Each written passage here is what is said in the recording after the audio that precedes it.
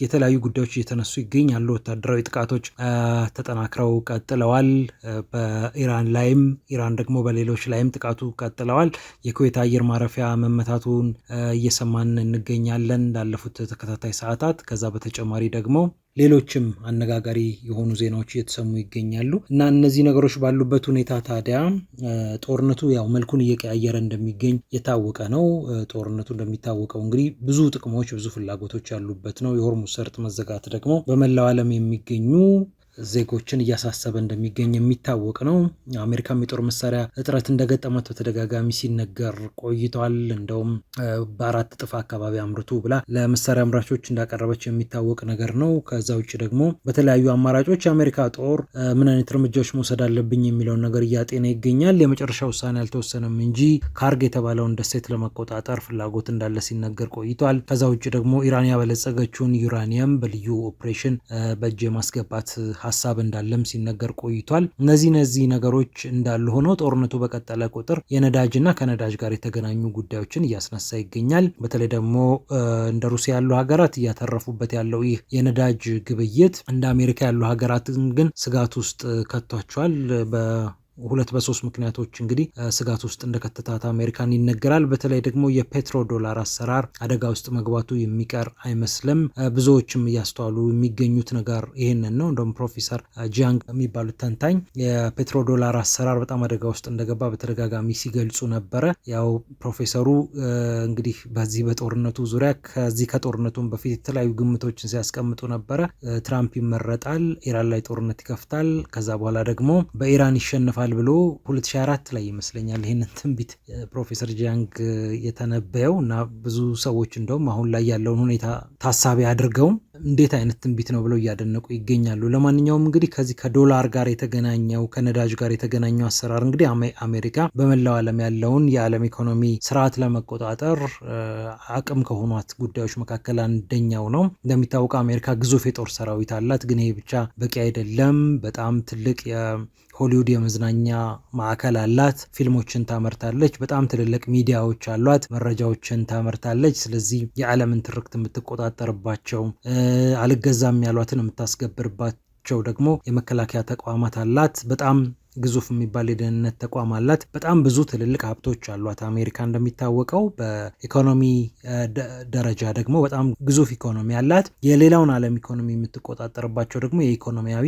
ተቋሞችን እንደ ዓለም ባንክ እንደ ዓለም አቀፉ የገንዘብ ድርጅት የመሳሰሉትን እንዲሁም ደግሞ ፖለቲካና ዲፕሎማሲ የሚዘወርባቸውን የተባበሩት መንግስታት ድርጅትን በገንዘብ በመዘወር ያው ትልቅ ተጽዕኖ ስትፈጥር እንደቆየች ይታወቃል። ግን በደንብ ያልታየው ወይም ደግሞ እንደ ትልቅ ሀብቷ በተወሰነ ደረጃ ይነገራል። ግን ብዙዎች አሜሪካ ሲባል ጦርነቷን፣ አሜሪካ ሲባል ወታደራዊ አቅሟና የገንዘብ አቅሟን ብቻ ነው የሚያዩት። ግን ሌላውን ዓለም የምትቆጣጠርበት የፔትሮ ዶላር አሰራር እንደሚታወቀው በተለይ ከ1973ቱ የነዳጅ ቀውስ በኋላ በልዩ ሁኔታ ዓለምን የተቆጣጠረችበት ነው። ያኔ አረቦቹ እንግዲህ እስራኤልና አረቦቹ በተጓጉበት ጊዜ በብስጭት እንግዲህ የነዳጅ ዋጋ መጨመራቸው የሚታወቅ ነው። እስራኤል የምታደርገውን ነገር በመቃወም እንዲሁም ከእስራኤል ጀርባ ተሰልፏል ለተባሉት ኃይሎች እንደ ተቃውሞ ነዳጅ አንልክም ብለው በማገዳቸው ምክንያት በዓለም አቀፍ ደረጃ የነዳጅ ቀውስ ተፈጥሯል። እንደውም ዓለም አቀፉ የነዳጅ የኃይል ኤጀንሲ በቅርቡ ሪፖርት ሲያደርግ በ1973ም በ1979 እንደ አውሮፓውያን አቆጣጠርም በእያንዳንዱ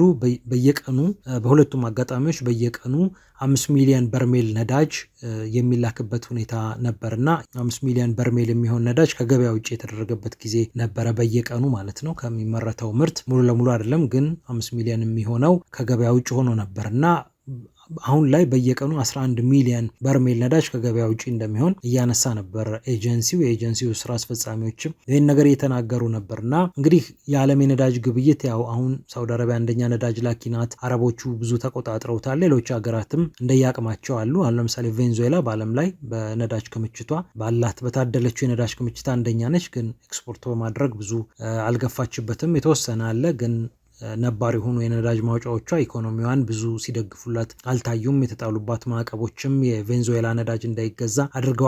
ኢራንም እንግዲህ ሌላኛዋ ከፍተኛ ክምችት ያላት ሀገር እንደሆነች ይታወቃል። እና የአሜሪካው ፕሬዚዳንት ዶናልድ ትራምፕ እንግዲህ በቬንዙዌላ ኒኮላስ ማዱሮን ከካራካስ ወደ ኒውዮርክ እንዲጓዙ ያደረጋቸውን የኃይል እርምጃ ከወሰዱ በኋላ ኦፕሬሽን ከፈጸሙ በኋላ የቬንዙዌላ ነዳጅ እንግዲህ ከሞላ ጎደል መቆጣጠራቸው የሚታወቅ ነው። ይሄን ያደረጉበት ደግሞ የተለያዩ ምክንያቶች አሉ። አንደኛ የዓለምን የነዳጅ ገበያ መቆጣጠር ነው። ከምንም በላይ ደግሞ ቻይናን መቆጣጠርን ስለሚፈልጉ ነው። ምክንያቱም ከቬንዙዌላ ነዳጅ ትገዛለች ቻይና። የቬንዙዌላን ነዳጅ ያዙ ማለት በቻይና ላይ ተጽዕኖ አገኙ ማለት ነው እና ፕሬዚዳንቱን እንግዲህ ኒውዮርክ እስር ቤት ውስጥ ወርውረው ምክትላቸውን እንደ ምስለኔ ጭምር አስቀምጠው በመጀመሪያ አካባቢ ጸረ ትራምፕ አቋም ያላቸው ይመስሉ ነበር። ግን አሁን ያው ሽጌታ የሚሉ አይነት ሴት እየሆኑ መጥተዋል እና በዚህ ምክንያት እንግዲህ ያው የቬንዙዌላ ነዳጅ ከሞላ ጎደል መቆጣጠራቸው አይቀርም። የአሜሪካ የነዳጅ ኩባንያዎችም እንግዲህ በስፋት ተሰማርተው የቬንዙዌላ ነዳጅ ማውጣታቸው የሚቀር አይመስልም እና ኢራንን ሲጨምሩ እንደውም ሊንሲ ግርሃም የሴናተር ናቸው፣ የትራምፕ ደጋፊ እንደሆኑ ይታወቃሉ። ሪፐብሊካን ሴናተር ናቸው። እርሳቸው እንደውም ሲናገሩ ኢራንን ከያዝን እኮ 31 በመቶ የሚሆነው የዓለም ነዳጅ በእጃችን ገባ ማለት ነው ብለዋል። በክምችት ደረጃ ማለት ነው እና አንደኛው እንግዲህ የጦርነቱ በትራምፕ በኩል ያለው ፍላጎት ይሄ ነው። በኔታንያሁ በኩል ነዳጅን ሙሉ ለሙሉ መቆጣጠር አይደለም ኢራንን ማጥፋትና ይሄ አዲስ መካከለኛው ምስራቅ ዘኒው ሚድል ኢስት እንደሚሉት አዲስ መካከለኛው ምስራቅን መፍጠር ይፈልጋሉ። ታላቋን እስራኤል መፍጠር ይፈልጋሉ። ከሊባኖስም ከሶሪያም የተወሰኑ ቦታዎችን ወስደው ጠላቶቻቸው ራቅ ብለውላቸው እስራኤል በአካባቢው በቃ ሙሉ ለሙሉ ተጽዕኖዋን የምታሳርፍ ሀገር እንድትሆን ይፈልጋሉ። ለዚህ ደግሞ የኢራን መንግስት ድንቅር ብሎብኛል ብለው ስለሚያስቡ ኔታንያሁ ያው አገር ቤት ያለውን ፖለቲካን ለማረሳሳት የጋዛውን ጉዳይም ለጊዜው ጋብ እንዲል ለማድረግ ያሰቧቸው ነገሮች እንዳሉ ሆነው የኢራን መንግስት መውደቅን ይፈልጋሉ። ለማንኛውም ግን የዚህ የፔትሮ ዶላር አሰራር ሌላኛው ነው። ስለዚህ እነዚህ የአረብ ሀገራት ዞሮ ዞሮ ወደ ጉዳያችን ስንመለስ እነዚህ የአረብ ሀገራት ከአሜሪካ ጋር በወቅቱ የተስማሙት ነገር ምንድን ነው? ነዳጃችንን በዶላር እንሸጣለን። ስለዚህ የአሜሪካን መንግስት ወይም ደግሞ አሜሪካ ገንዘብ ሚኒስቴር የሚያትማቸውን ቦንዶች እንገዛለን፣ ትሬዠሪዎችን፣ የተለያዩ ሰነዶችን እንገዛለን እና በዶላር ኢንቨስት እናደርጋለን አሉ። ስለዚህ አሁን እንደ ኢትዮጵያም ያሉ እንደ ሌሎች ያሉ ሀገራትም ነዳጅ ሲገዙ በዶላር ነው። ሌሎች ግብይቶችን በዶላር ሆነ የአሜሪካ ዶላር እየጠነከረ ይመጣል። አሜሪካ ደግሞ ያው በዚህ መሀል ዓለምን ትቆጣጠራለች ማለት ነው እና እነዚህ ሀገራት ደግሞ በምትኩ ያው የአሜሪካን የዚህ የወታደራዊና የደህንነት ድጋፍ ያገኛሉ። ጦር መሳሪያ ይሸጥላቸዋል። አስገራሚው ነገር እኮ የጦር መሳሪያም ተሸጦላቸው ነው፣ በእርዳታ አይደለም እነዚህ አረብ ሀገራት የሚያገኙት። ግን ዞሮ ዞሮ የፔትሮ ዶላር አሰራር ይሄ እንደሆነ ይታወቃል። ፔትሮሊየም እና ዶላር፣ ፔትሮ ዶላር እንደሚባለው ማለት ነው። ግን ከቅርብ ጊዜ ወዲህ ደግሞ ቻይና ቀስ እያለች እየሰረሰረች ይህንን አሰራር እየገዘገዘችው ትገኛለች። ከኢራን የጀመረችው 2021 እንደ አውሮፓውያን አቆጣጠር ከ5 ዓመት በፊት የ25 ዓመት ስትራቴጂክ ስምምነት ከኢራን ጋር ተፈራረመች። ቤጂንግና ቴህራን የተፈራረሙት ይህ ስምምነት የኢራንን ነዳጅ ቢያንስ 95 በመቶ የሚሆነውን በዩዋን እንድትገዛ ቻይና የሚያስችላት ነበረ። ስለዚህ ዩዋንን አጠናከረች፣ ዶላርን ደግሞ እግረ መንገዷን ያው እንዲወድቅ ወይም ደግሞ ከግብይቱ ውጭ እንዲሆን አደረገች ማለት ነው። ነገር ግን ኢራን ላይ ብቻ አልተመሰረተችም። ከዛ በኋላ ከሳውዲ አረቢያው አራምኮ ጋር ስምምነት ፈረመ። የቻይናው ሲኖፔክ የተባለው የነዳጅ ኩባንያ ወደ 65 በመቶ የሚሆነውን ግብይት እንግዲህ በዩዋን ለማድረግ ነበር ተስማምተው የነበሩት። ኳታርም ተከተለች። ሌሎችንም ሀገራት እንደዚሁ የማግባባት ስራ ጀመረች እና አንደኛው የአሜሪካ ዓላማ ቻይናን ትንሽ ከዚህ በነዳጅ ግብይት ዩዋንን የምታስገባውን ነገር እንድታወጣ ለማድረግ ነው። ስለዚህ ኢራን ላይ ያለውን ነዳጅ መቆጣጠር ማለት ኢራን ላይ ለምሳሌ አሜሪካ የምትፈልገው መንግስት ከተመሰረተ ከቻይና ጋር ወይ ያለውን ግንኙነት እንዲያቋርጥ ወይ ደግሞ ነዳጅ የሚሸጥም ከሆነ በዶላር እንዲሸጥ ለማድረግ ነው እንግዲህ አሜሪካ ፍላጎቷ ያለው። የብሪክስ አባል ሀገራት እንግዲህ አንደኛው ሀሳባቸው ይሄ ነው። ዶላርን ቀስ ብለው እየገዘገዙ መጣልም ይፈልጋሉ። ራሻ ትፈልጋለች፣ ቻይና ትፈልጋለች፣ ብራዚል ትፈልጋለች፣ ሌሎቹም ሀገራት ይፈልጋሉ። ዲዶላራይዜሽን እያሉ የሚጠሩትን ንቅናቄ ሲያከናውኑ ነበር። እንደውም ትራምፕ መጥተው አስፈራሩና ትንሽ ረገብ አለ እንጂ በጣም ተጧጡፎ ነበር ይሄ ሀሳብ።